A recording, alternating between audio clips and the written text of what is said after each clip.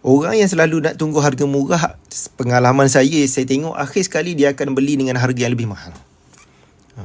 Sebab dia nak tunggu harga terbaik. Harga terbaik tu saya tanya, kalau kita tanya berapa harga terbaik, dia pun tak tahu. Contoh, harga emas naik sekarang ni, contoh harga sekarang ni 413. Mahal ke murah? Memang mahal. Dalam sejarah ini antara harga termahal. Tapi saya percaya mungkin beberapa bulan, mungkin tahun depan saya akan tanya 413 mahal ke murah, tuan-tuan akan cakap murah.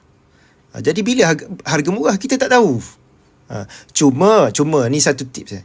Kalau harga emas dah cecah 413, 414, kalau turun tu maksudnya murah dah tu. Sama ada turun kepada 400 ke, turun kepada 390, dah murah dah.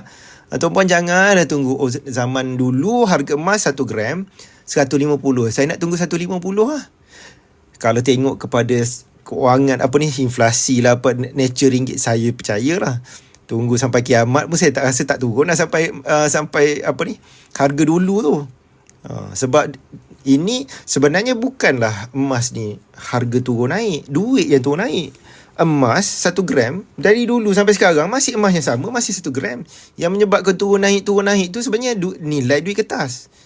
Kita perlu bayar duit yang lebih banyak untuk dapat barang yang sama. Sebagai contoh, 1 dinar dulu ni saya beli dekat 600. Sekarang ni harga hari ni harga public gold sekarang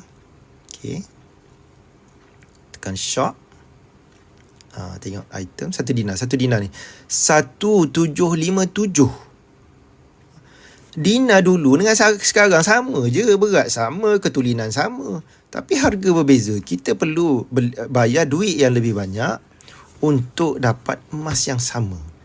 Okey, jadi tak perlu bimbang tentang harga tu. Waktu terbaik ialah bila tuan-puan ada duit simpanan jangka panjang, sekurang-kurangnya untuk 2 tahun dan ke atas.